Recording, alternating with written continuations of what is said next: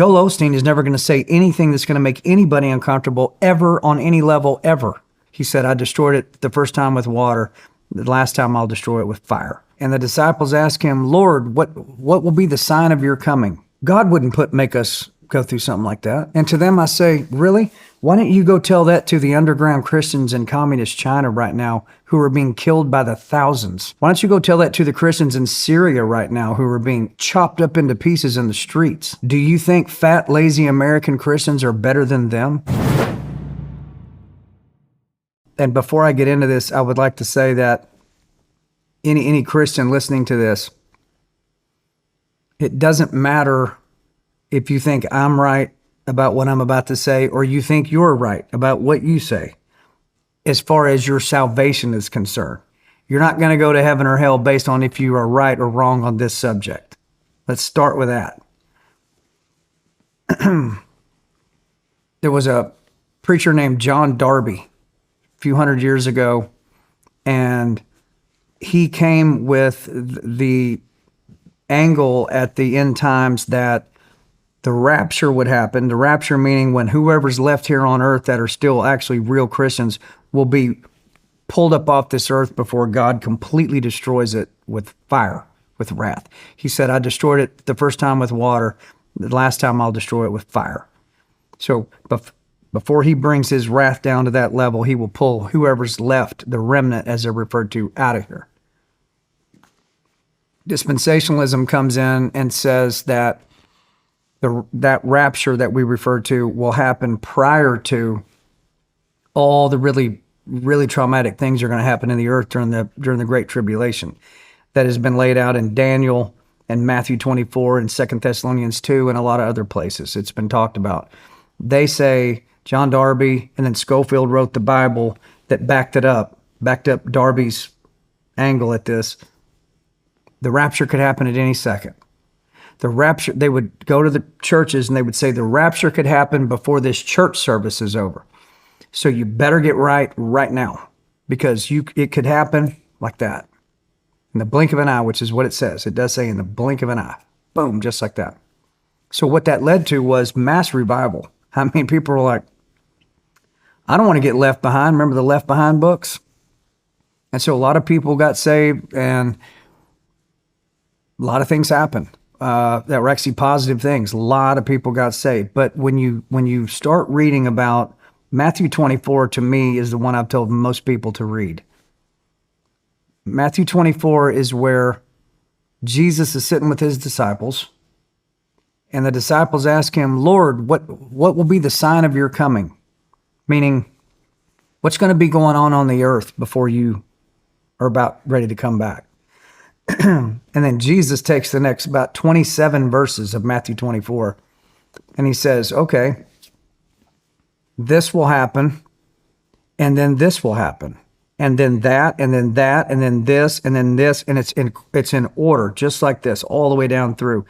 And the further it goes into Matthew 24, the harder it gets. It gets to one point where it talks about the son of perdition will arrive. The son of perdition is who we would refer to as who's going to be the Antichrist. The son of perdition will show up. And it says when he stands in the holy place, when he stands in the holy place, basically pronounces himself to be God. I am Jesus. I am God. I am whatever he's going to say.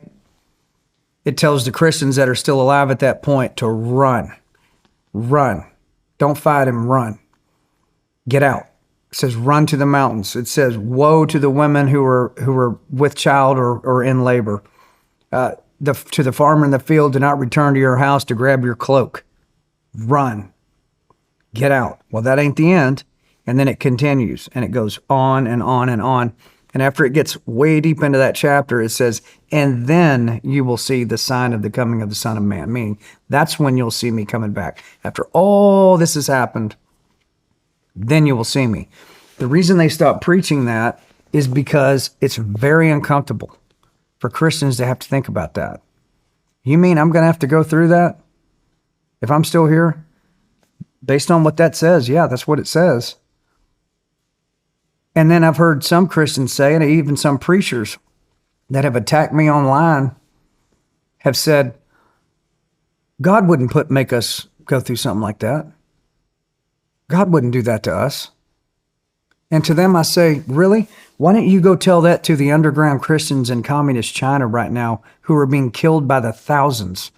Why don't you go tell that to the Christians in Syria right now who are being chopped up into pieces in the streets? Do you think fat, lazy American Christians are better than them? No. They are superior to us. They are willing to worship God and be a Christian when it means they could die for doing it. And we don't have that problem in the United States. So to say that God would never make his people go through something like that is one of the most ignorant, spiritually ignorant things a person could say. That's number one. Number two is, in modern churches even today, they still don't want, there's a few, but not many, they don't want to preach that. Joel Osteen is never going to preach that. Joel Osteen is never going to say anything that's going to make anybody uncomfortable ever on any level ever. He's never going to say anything that would prick the heart or conscience of his congregation and then offer an altar call like Billy Graham did when he speaks the truth about what Jesus said and what happens if you decide to go the other way, and lays out what hell is and lays out what heaven is and lays out what this is, and then offers an altar call in those stadiums of people that will come out to see Billy Graham. Thousands of people coming down there to pray and give their life to Jesus. You're not going to see Joel Osteen do that. And there's a bunch of other preachers like that. Here's the risk.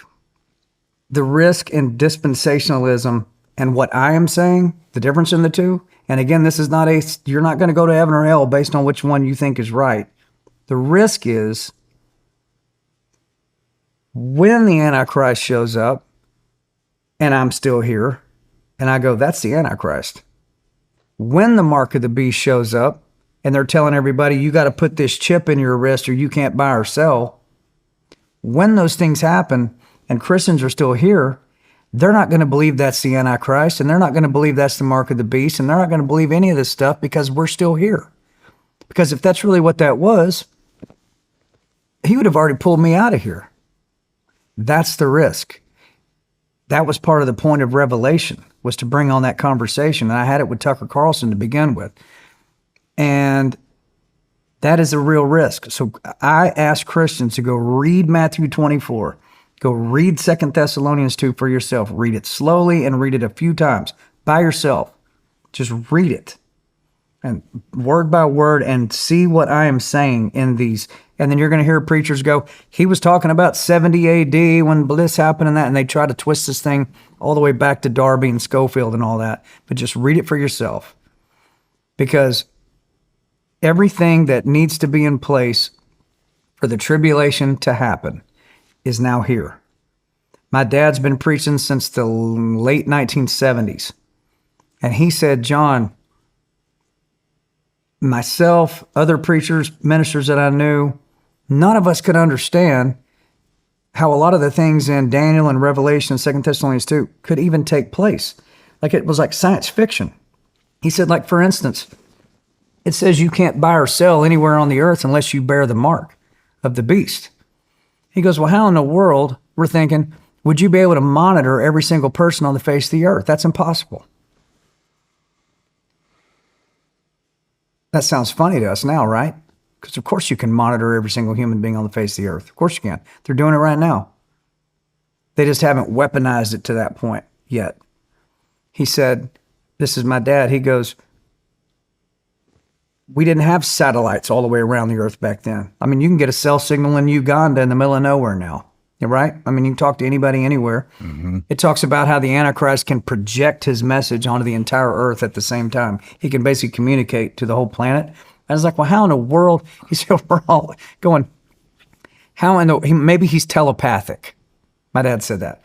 We all thought maybe the Antichrist is telepathic. Maybe he can like get in your head and put thoughts in your head and communicate that way. We just couldn't figure it out. He goes, now we've all got these.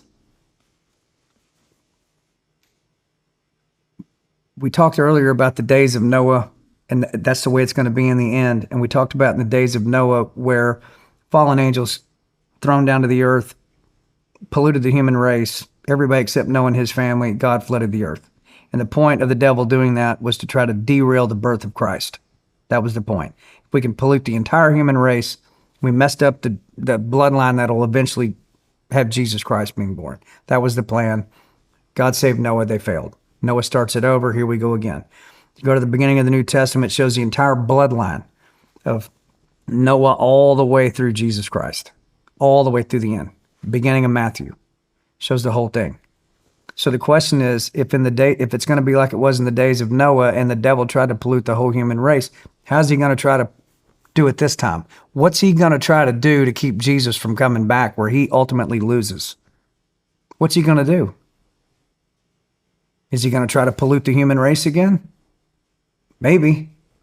How would you do that? I don't know. Tech? Maybe. Again, nobody really knows. These are question marks, but you can read it for yourself and start to put things together. My whole goal is not to convince anybody of anything. My whole goal is to make you think for a minute, go read it for yourself, because if you're alive on this earth when this starts happening and you're a Christian, you need to be able to identify what it is you are seeing. You need to know that's what that is. So are you saying if you don't know what it is, you will step in the hole? Everybody line up and get your chip. Well, this can't be the mark of the beast. We're all still here. Okay, I'll take my chip.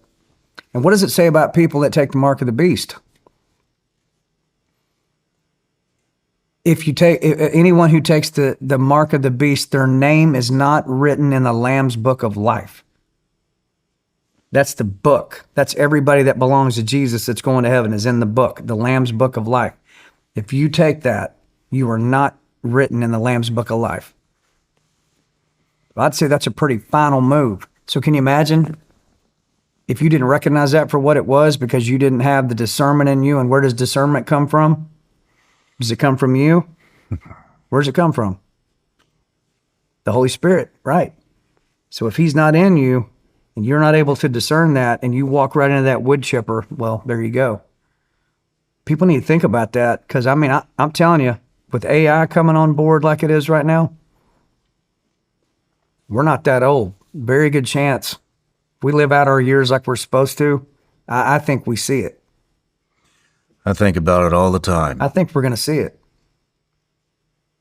And I think that's why you're seeing a revival happen amongst people. I think that's why on my little tiny scale, I get hit with particular songs which allow certain conversations to happen. I get to sit with guys like you and talk about it in front of millions of people, get them to think about it. That's my little role. Because I think it's upon us. I think it's coming. I mean, I think about it a lot with a lot of things with social media, Neuralink. I thought about it with the vaccine. Yeah. How about that? What do you think that was? I took it. I think that was see how far you can push people. I didn't want to take it. Yeah. But my firstborn was coming right at that time, and I was like, man, I can't fucking miss this with a vaccine. There was no way you could know. But wish I would have never done it. Well, thank you. Thank you for the education. I got one more question for you. Okay. I know your sons you're very close with them. You care for them a lot. What do you have to say to them? What advice do you have for your sons? My main thing for them is there is only one true answer, and it does not come from yourself, and it does not come from any other human being. It comes from the one that created you and what words have been written in that book, in the Bible. As you're going through your life, I would tell my sons, you're going to hear all kinds of opinions. You're going to have your own opinions. The Bible tells us to test the spirits, meaning you may really think that's the real McCoy giving you that idea. But before you move on that, You pray about that and go, am I hearing that correctly? Is that correct? Because it may not be. If you lean on the word and you stay connected to him, and I mean really connected, you will live your life out as he wanted you to live it out, which will be above and beyond anything you could ever put together yourself. And then when you die, I get to see you again. No matter where you're watching Sean Ryan Show from, if you get anything out of this, please like, comment, subscribe, and most importantly, share this everywhere you possibly can. And if you're feeling extra generous, please leave us a review on Apple and Spotify podcasts.